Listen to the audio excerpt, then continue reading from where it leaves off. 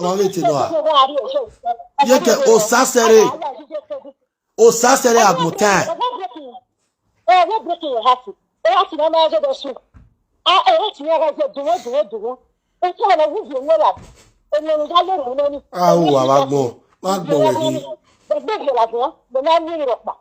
Nonsense. Where's you? My brother. Let's see. You know what? One problem, One problem with people where they saga people for this social media. You know, if you do that, they know they feel the taken. Nonsense. Oh, so. Then I have to the boy. Then I will tell everything now. Kick on social media. When I only got back, no, who might have been okay. When I have been for the America, nobody worry. Imagine. Nobody worry. Why are you? Sonia. Oh, what are they? 3 months not better hotel.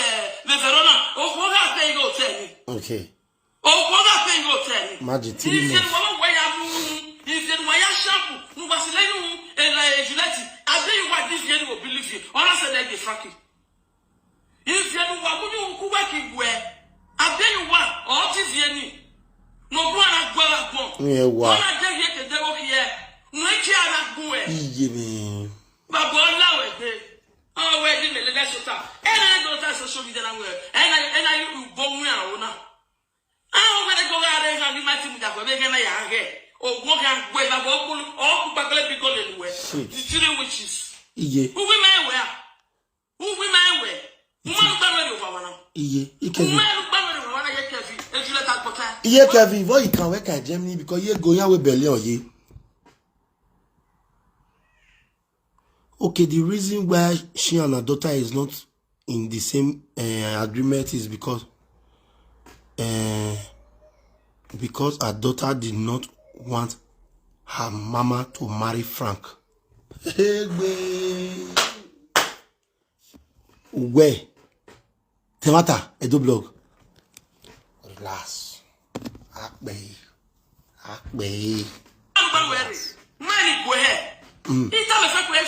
Share the video. Frank the saga mean that one I talk. That one I talk. This is not today Frank don't start to the saga me. Try be Frank the saga you. That saga na distraction. Because you agbewa. You crazy.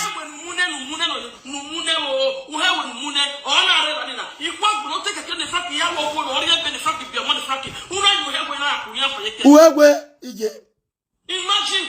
Oh, when you are not who can I see that how you are the destiny? And the destiny are going to Who can I see that not dressing the night? Take a son up. Asikpa aka Bruce Lee.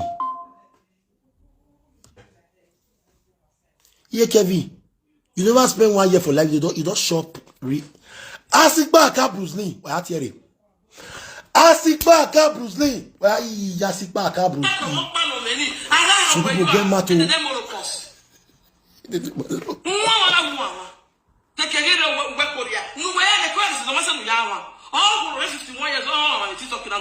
Okay. December 50 years. Okay.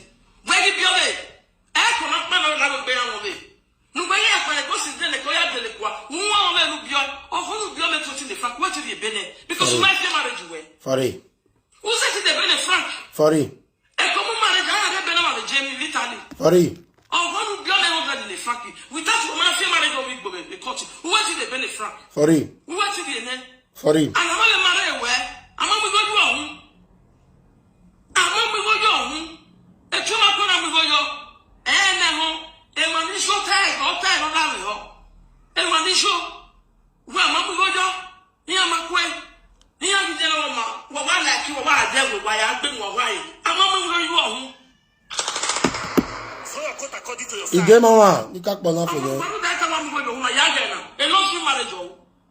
Who were you so a dream marriage? A marriage of young dream marriage away. Oh yeah. A marriage of young dream marriage away. Away has got daughter and mother. If I can't move more than was a more. I don't know that TV got mother. No, yeah, that's no difference in it, baby. Oh, mommy difference. But mommy the bay. Oh, mommy light and shine. Oh, mommy. No, I know insult your mom. Why will I insult you? I'm a lover now. Why will I insult your mother? No. I don't do that. I'm sorry. Maybe it was a slip of tongue. Now, Mama Kevin had insulted Papa and Mama.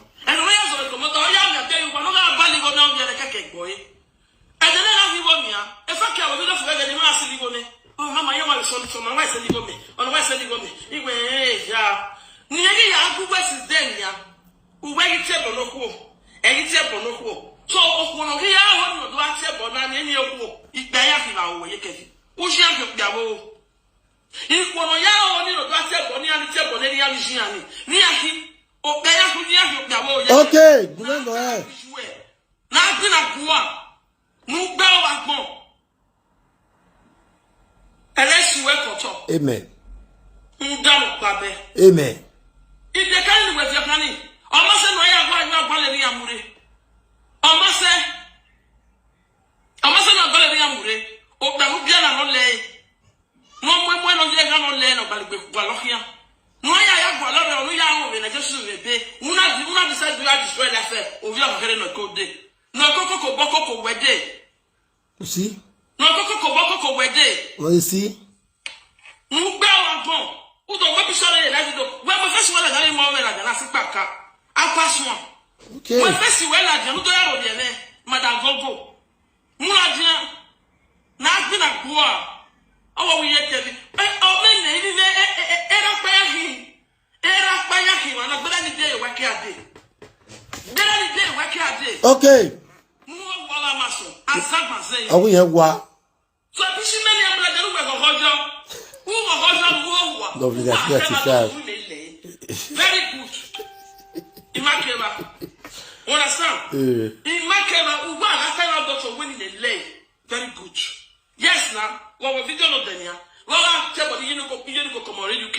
Away. You know what? Actually, a friend you were. You may go get away. Yes. Here we were. They don't talk me away. What blame you? We don't go talk here. Because of tell Mama. Who ya mwe bogbe? Etita. Almost 150. But now we're no way.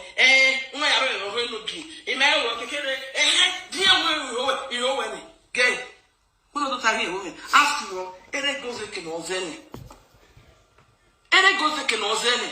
Routine and I take on level now with Sanga. She saw you where they go last year. And they went. Oh, I of your watching.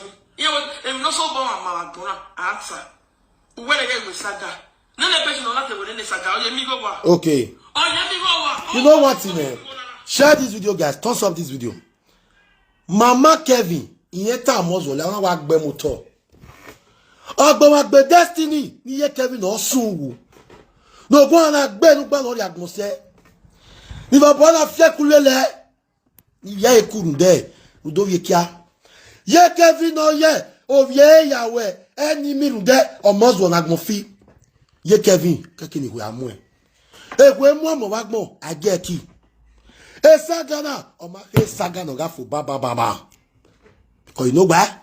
Yahweh ye no direct. That dead no ragmono. Anything I wrote away a saga. Where the saga, man? Was so. Mogu. Yeah, what? Now, been a boa. I sit back. Oh, my own never was so tall. My own car going was so tall. No, never bonana. Now I can let Monica something that I tell Lilia. Okay. Who know some money at the end again, get a go, I get a copy of Monibella. Okay. Oh, what to let? Oh, yeah, what? Who never went at the end and get a go. No, who are not who walk boy like an Aladdin. No, Monica Talent is the Mammy. And American also where what day, and what day was over here. Mama, and let's not do that. Who could it go? They are no gas anywhere. We are what? No gas anywhere. We are what? Who whether the baby look at who she gets. We are what? Whatever fucking they go out the way. Man, can make a game. Man, oh. Ye Kevin Agbo wa fi we. But take what Thomas will go. And when that was where. Ye Kevin ya dollar wow. Yake yo yakere. Ye Kevin ya dollar wow. Yake yo yakere. Ye Kevin ya dollar wow. Maswo. E keni me sere marriage uso ke wu. Iye gwa do mu gbo wi na. U bere me we marriage me. What are I? Stop mara number. Stop mara mama say arwa. Sugar boy. Stop mara mama say arwa. Sugar boy. When this arwa this wow. They can be go sugar boy where go sugar boy where. When this arwa this say ya They can be call your sugar boy. She is the pain. I said, Nana Marie, you are not like seriously. Like seriously. You always a guy here again. The big day you don't pull it was on there.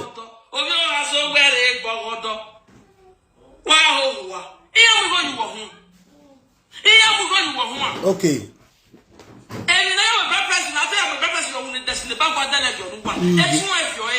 Yeah, man.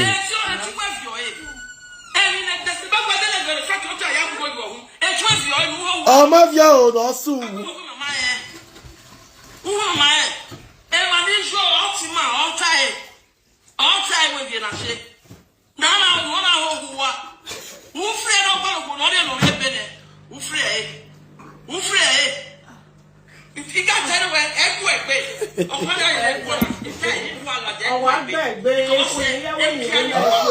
oh, mama.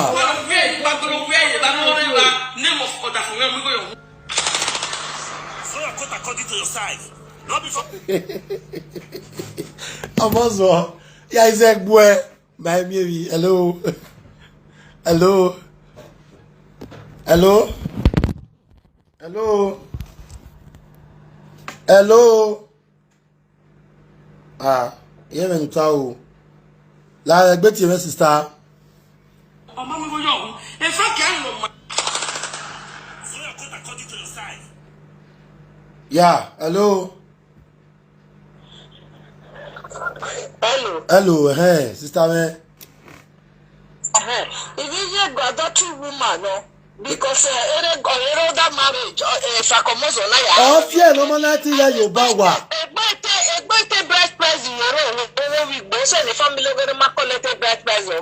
You are very right. You are very right.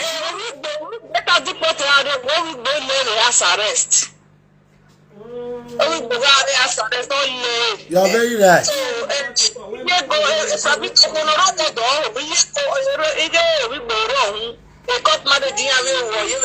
are very right. You are very right. So if you go adopting woman, if I to adopting woman, adoption committee. You are very right. You are very right. You are very right. The money black, you Kevin Michael black ropa. Any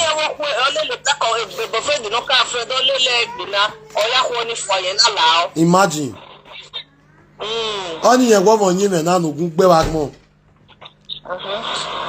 So where I don't be adopting man, adopting woman. Let's see. Wama. Let's see. Share this video. Iye go gwima gwa ye. No se ti be better die o wa here me be o ma here. Yes. More better. Share this video, guys. Tomorrow they go or is close to Italian passport. Okay. Victor,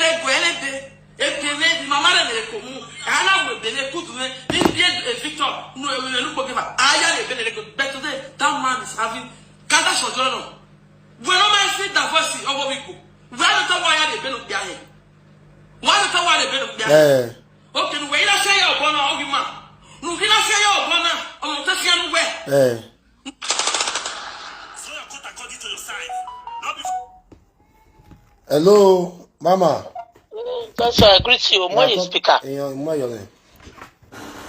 Okay, I greet all of you. I don't know why you forget to. No, but maybe me tell you my wife for very day. You know what most will try we have me. You know say ba ni family na we get e ka bi mi go yo won ri ari. O ma mo go yo. Uta be there on ya. Ojo ni me pe o se mi mana e. Ojo ni me pe. Ojo ni me pe o se mi mana e imi boya ise ba. Ojo ni me pe no ni a. Me de ni e ba. Eli ni me ta e ya la na. Everything. You know you go president you can be wrong with Nigeria. But manage no be we start ko mu oro hu. Sure. We ba no so we ti di, but we ti di be na e ti mare e. Family mare go. Sure. One, na ni ta. We go right, where you go, you know you go na wa punya, where boy ka ba. Azeno. We no be apu mere. Ngata ya, ngata. E bi na me ta na ma to pass ni. Agabo. Okay. Asiba ka busli na. We no go hana. Oh, you are looking at the bush. Where's my busli na mama na? Who tell mama to make kwa. La ne o sa say no be agbota. Asiba ka busli.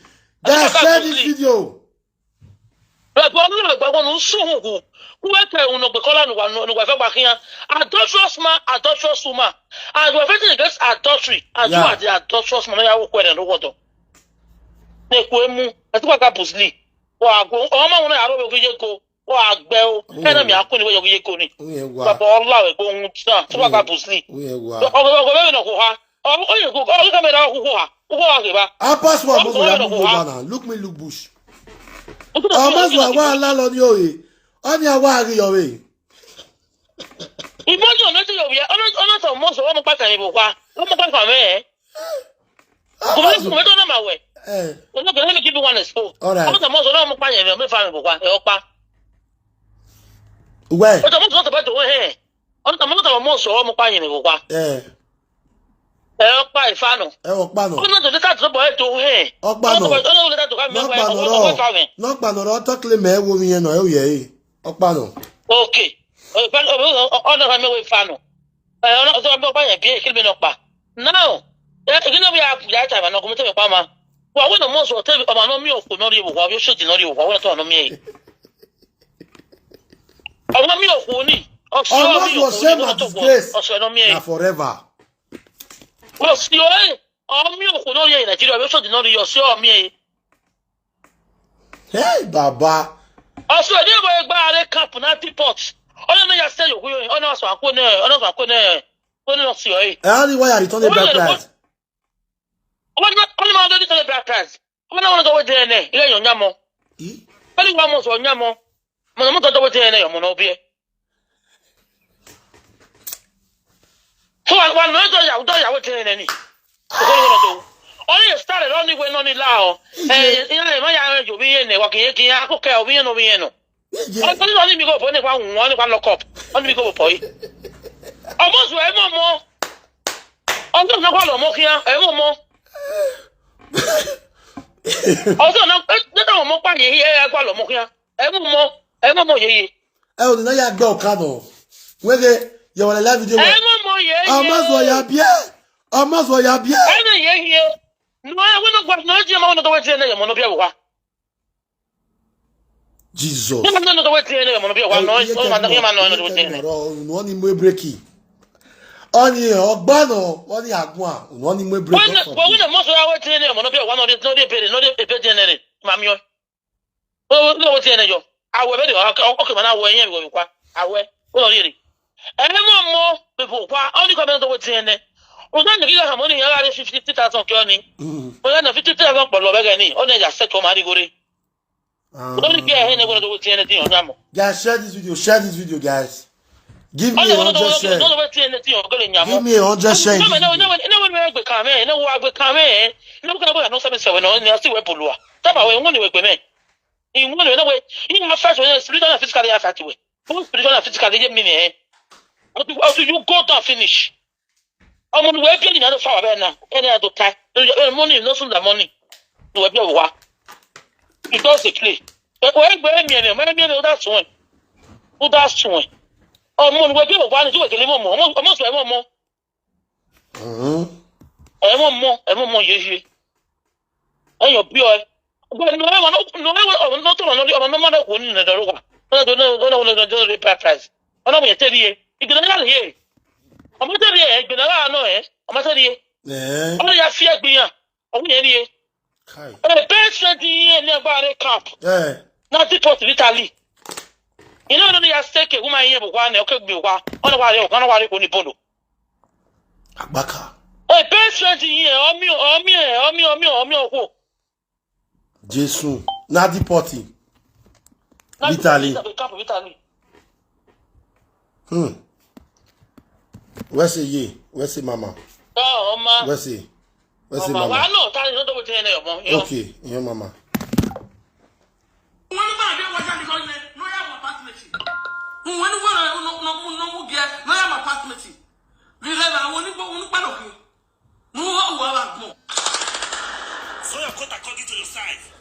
Yeah, almost over. Almost over. Hello. Hello. Hello. Hey. I greet you, crush. La moye speaker. Ni moye speaker. Okay, go.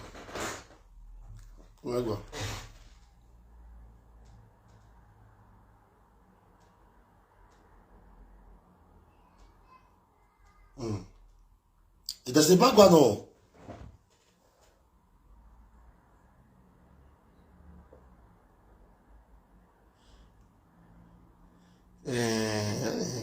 Money, I mean.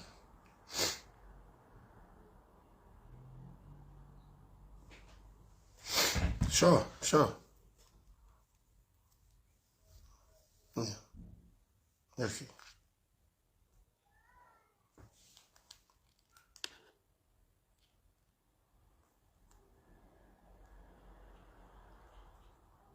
Hello?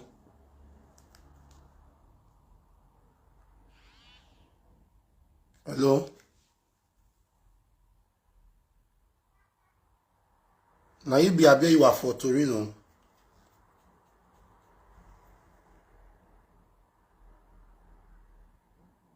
Now you be a you are for Torino.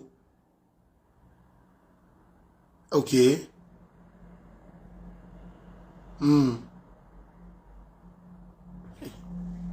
Touch it. Easy. Oh yeah, the corner. No, I never even talk because some of the enemy feel they watch me for a year and I never talk.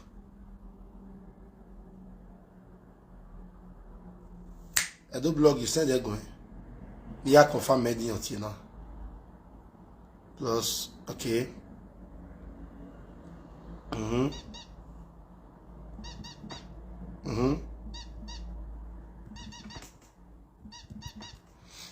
Correct. Send me everything now.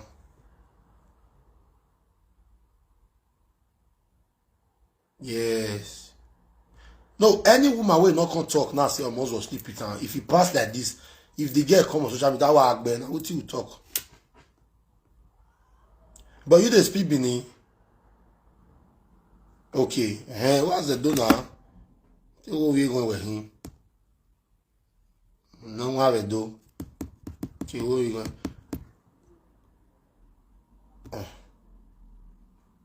Ijimi.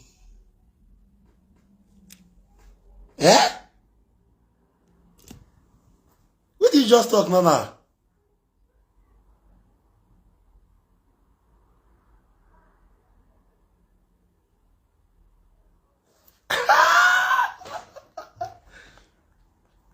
Sylvia, I need your help. Lao, confirm me now, me. Nige me lao. Confirm me. Yeah, sure. Almost war. Okay, my we not like bobo do. We was war do. My brother. We ya wuyo wa. We ya doing we doing. We what is your? We have you born me. We have you done? You born me. Why have you born me, man? Why have you born me? That not your be issue. The latest information worry wa very. Omo pi when they gbe ya manana eme. Egbe ya manana eme, egbe ya manana eme. Igbeya mana wa erin igbeya. Igbeya mana wa erin. I.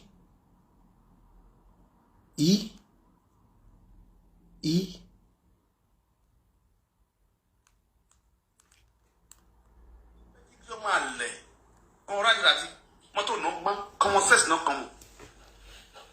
If you to get all year, you to get vibes. Now man go they run they follow you. Now man go they beg say, babe, I beg marry me. Babe, I want to marry you. Babe, I want to marry you. Babe, I love you. Almost when they draw about that for hot afternoon like this. Where be saga? Wabwa. Let me check this. Which date are you coming? When do you have off? Moswa is jealous of my marriage. My one has your tongue is sweet. Your tongue is sweet. To tell when it's sweet. People say, I want to. When they say, come to my house, you go buy ticket for you. Shut up! Shut up! You know your man your hair. Toto not the sweet. Here Kevin we don't born for 4 different men. Then Toto called the sweet.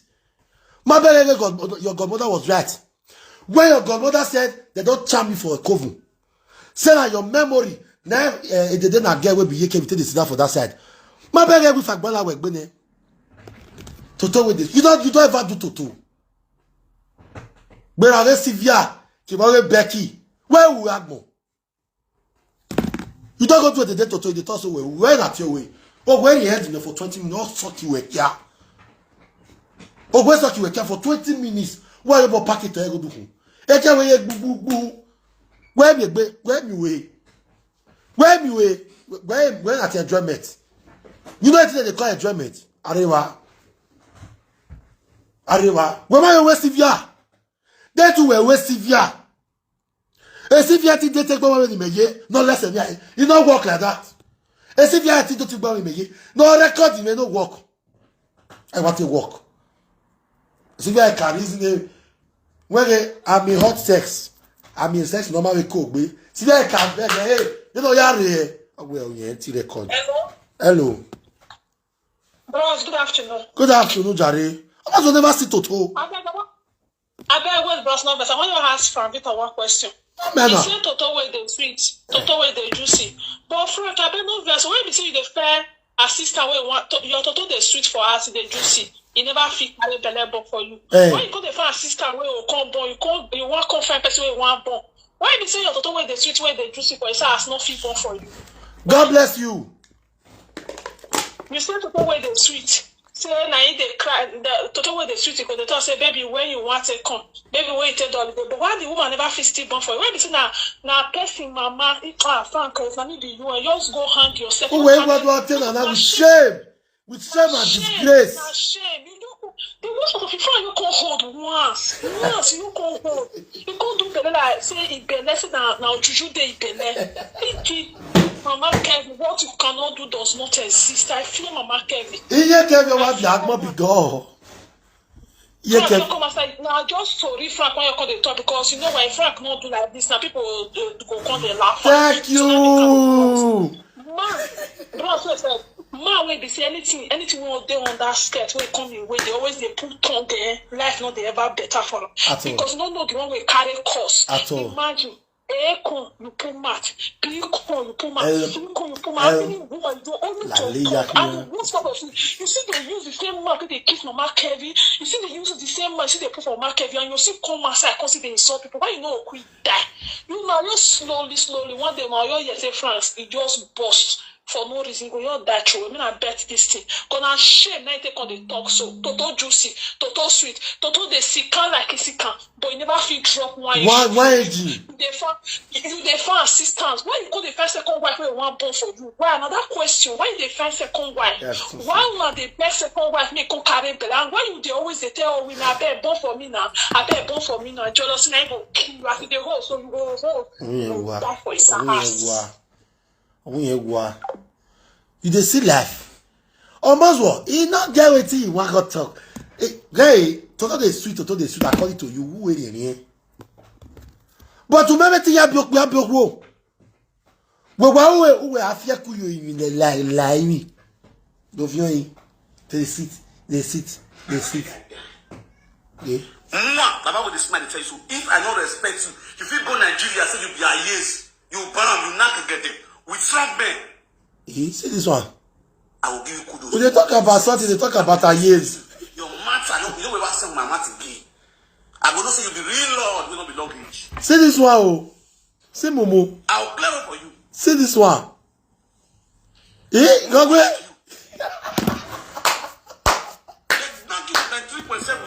When they shop now, I don't know who blame those men. Strong men, they shop them because you impersonate all these years. You impersonate a years. You wear black like you be a years. You know when they don't coordinate your matter. Last the phone say you be boating. You be impersonator. You don't you want to years. You want to matter. Put small hand for your head in the form activities. The where car you know say the car business. You feel go market to buy am.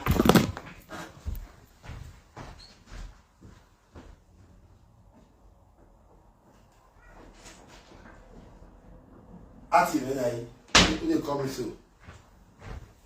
Ati venai. Ati venai.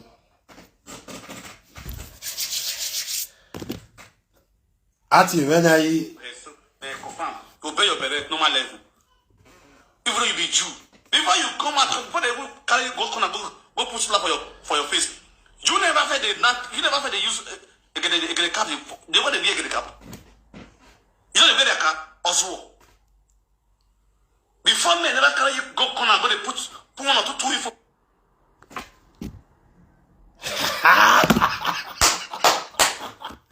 Almost Saga the entire body.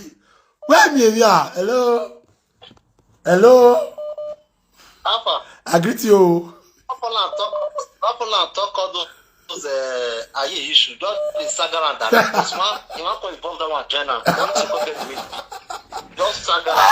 See, Maswell. See, For your mind, you never wear the cap. Maswell, see you. Hello, Vijay. What up, man? Namogo. The Quinta Show. Alright, speaker. Alright, speaker. That one we invest on now. Yeah, me away me opa. When is ranking a manipulator down? Yes. Oh no change Mate Sagana because every ni maje according to any man where my mama ni one kind. Yeah. Mama wina no muye. And wina no mu mai where equal in love ye ke. Here ya need justice. Yeah. So when I see my where are you kidding mama? Yeah. We not done one when you only. Almost were setting that we have given this again to Obama. Oh no, shame. Almost what? Almost what? Oviyeme. You dey hear me? Almost those people don't still know say almost on a fool. So you not get what almost want talk now. You not get what change. Almost what if he dey sweet you ya do ya rio Meri ogo vene. Eliano investor na wo age the change any margin yo any eta wa wu no ni omu ma awata wo bi na awuye kevi o abaton omo omozo ma do digo ko ke mi ropa si amozo iye gogo kevi to digo komo gomozo o wa iwe azin o abaton e gomozo so almost 7 months. You everywhere almost na wa abandon it. Can you imagine? And almost what do after way they abroad, they know they take care of their children for us. They abroad, they know they take care of their children. We rest you know what the EKV if not you Yahweh Saga. Kakabo. Me on say very only I walk back a mark by chest. Oh, we are no yava we EKV. Our boss actually had the Latian wa. Any kid, when I swap for you. When I swap for a boss actually had Latian, fucking up, we can be honor ye, if you can view, but you can be a bandage of what. It believe in a winner. Say, like in your preaching. Big pretense. Yeah, they are pretentious. Almost well in Wemuri Nagbai. This is what we break us. How can a Frankie have ye? Agbada ye go job and a Frankie may a Frankie may be a debtor to investor. Vestola do bewa. When we were machine and at him, a boy and walk by Kaiker way. A fracky or God, and I don't hear soon by Muswell. Go so soon. Oh, Bob, what that? Muswell. We were blood, but Danny, I want Frankie Mapovina. Oh, what show me, bay, or Mapo Maria, and you know one, they be very laughing, Frank. Frank, away, why I ain't. No one, woman.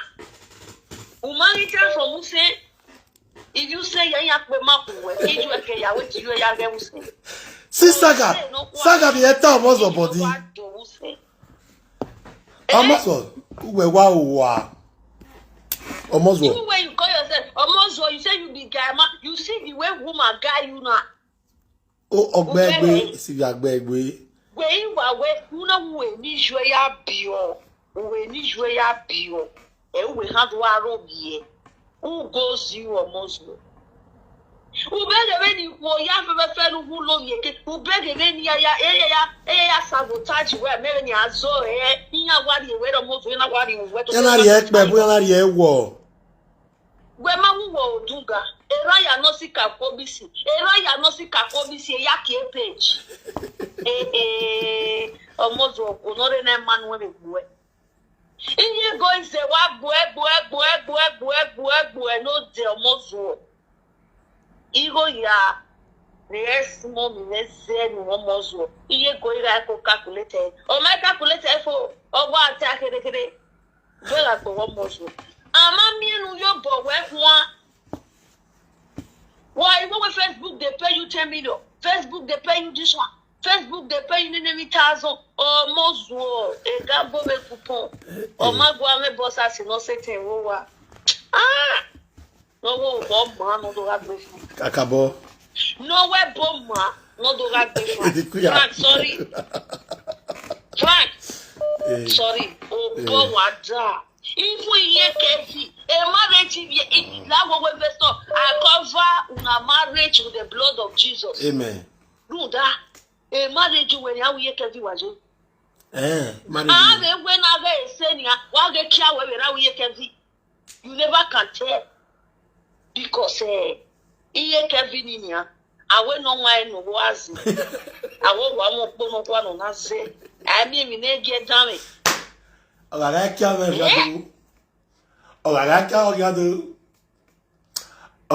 ọ̀gádó tó yá sùn.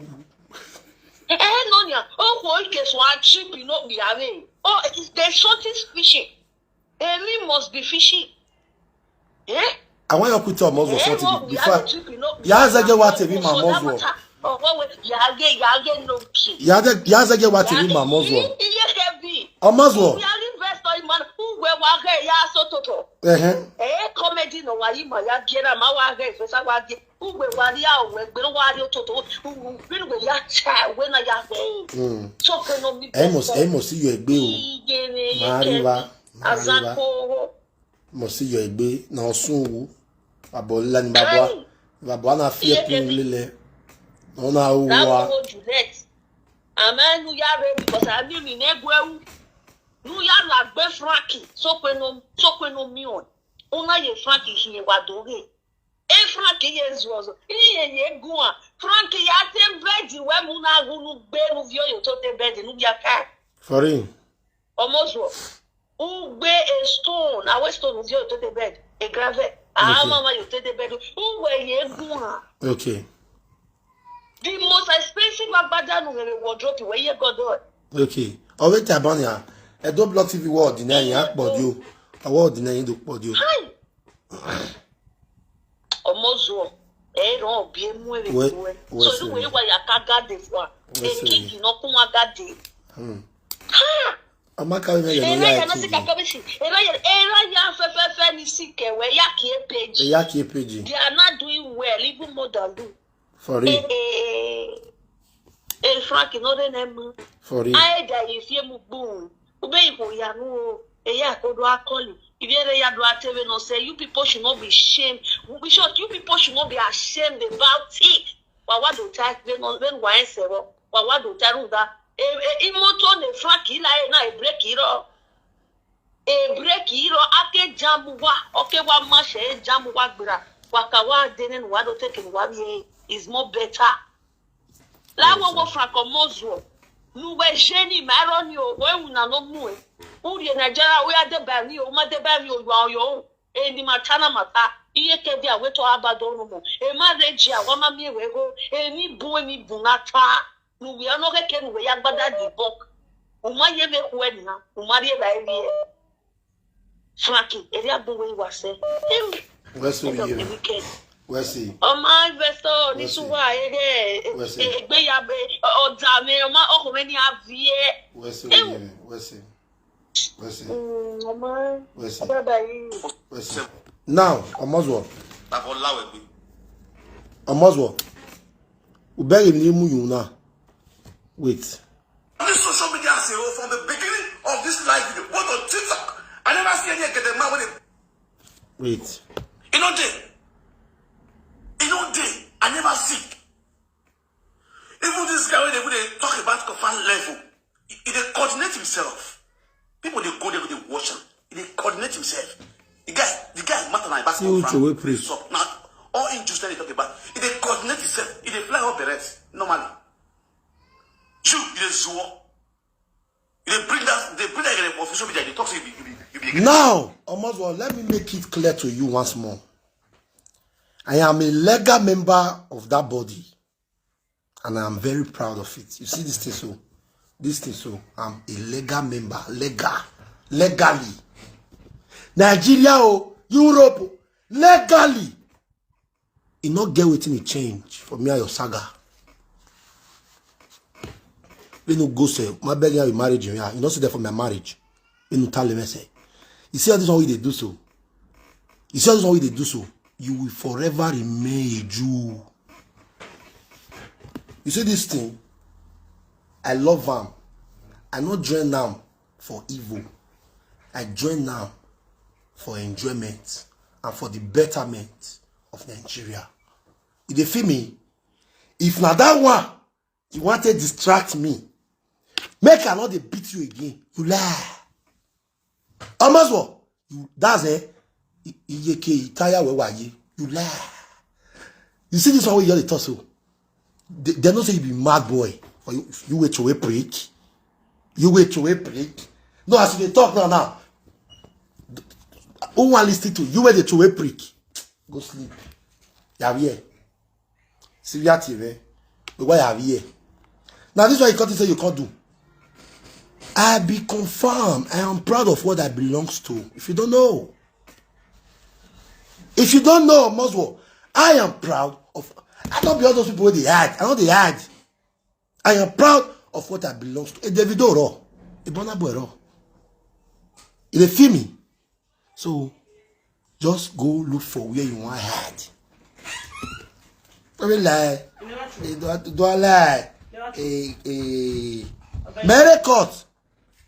Mary Court organization me Mama, yeah. No, I still do laugh. Because they use black beret. Why is black beret deceive me? What Zara? Baba Allah, baby. What you concern this thing? You know, Sylvia. Ma. Afa. See, I be why call you just now. I give her. Now to put her hospital, make she dey hear me. I be let's go. Damn your way. I be why call you just now. I give her now till 8 o'clock. If she not call you, confirm everything with you. Yeah. I will post her picture and post her audio and conversation with Frank. Now till 8 o'clock. But say I'm ordinary. Now till 8 o'clock. I will post her picture and I will post their WhatsApp chatting and audio and everything. This one play, give this one play. And I get receipt where she said they send Frank money. And he get one guy also say, yes, you know, well, make a massive over for also say, I want to say, I don't block your give it to you when I want to say, when we are of a god part of the auto say, when we are saying you go get Frank here, okay, you have to pay the receipt, you have to pay your head by phone about. Quel est puissant, gars? Give me picture with Vieyari. Oh, a picture everything Vieyari. Give me picture. I'll be Nancy 8 o'clock here. If not, I will post your picture, post your. Because on TV, but oh, but what see where I will post your picture. I will post your audio. Even time in Anya, oh, when are you 8 o'clock. 8 o'clock in the video. Oh, okay, Sagani, Wagbele Yao. Or who said they're going with breaking news? Yan lad ya wasole. A problem. When you don't get so anything. So I will say. So almost what? Those distractions can never. If you like shut. You don't even implicate yourself. See the jealous one. He said the jealous one. See the jealous one. The boy not come away. A boy not call. A boy not call. What beer? Almost what? Make the jealous you. What beer? Where be? Now you sleep with all the women will not give you one picking. Yeah, above where how? Guys, he don't know what to say again. That we a matter. Maswo. Yeah, you see my saga, eh? Everybody know now that you are fooling yourself. You wait to wait prick. You wait go sleep with too much. You can't talk for social media. Which person will sit down and listen to your nonsense? Which person wants to sit down and listen to your rubbish? Or Maswo, you are a nobody. You are a stinking Jew, and you will forever remain a Jew forever. Aruau, you forever remain an Aruau. You see me? I go saga the hell out of you. Don't distract me. Now you say you want to saga. Oh yeah, saga here we go. What saga wagmo? Where? They don't have to your my where? They not one with native you know where this wow man. Wow man, you the craze. Hello. Give me some more time. Let's worship the Lord. Let's worship the Lord. Erima Gualomo, Eni Jesu, Shantara Baba, Baba, Erima Gualomo, and Awatana, the Noida, Yona, oh my goodness. But it's go for my game, Erima,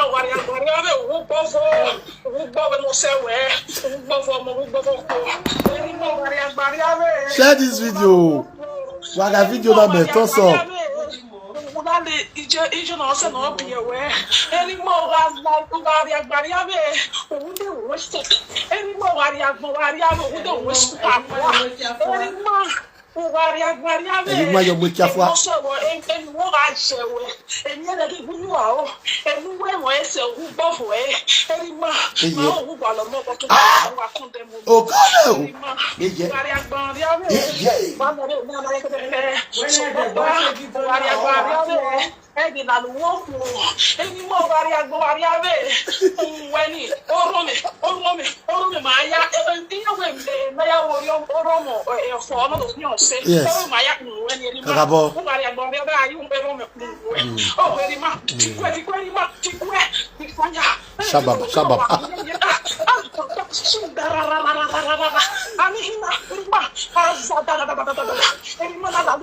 Saga, you will learn the hard way. He go learn the hard way.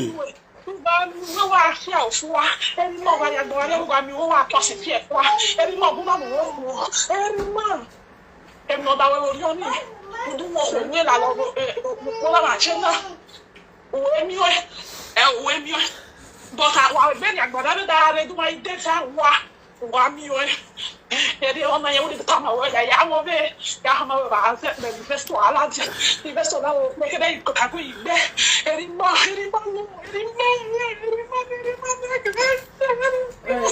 when I'm most where watch a video now. It's not your Precious Meg. Better not watch this video. Maswo. It is only a fool that will sit down and be listening to you right now. Better not watch this video. Awegwe, not dead depressed. Or ya total, or ya adam who no wa. Even when we let Love TV call, I don't hear say. Eri gude let love TV we ye. O siga we ye. O no ge we ye. We just see we. Enemy. Oswo no dey ba. No ya ke aduro meeting. We na ge a room. You want me kinari me bai. I never get your time. Very more when nana. That be deep breaking you man. May you use this one our body before we'll see again around 8 o'clock in the evening. Why high blood pressure? No, say you don't want me to have blood pressure. High. Ego no nabo. Mao. Ego no nabo. Thank you, my lovers. I'll see you guys again in the evening by 8 o'clock on Enonge is Priceless. Stay blessed and stay safe and have a lovely day. Bye for now.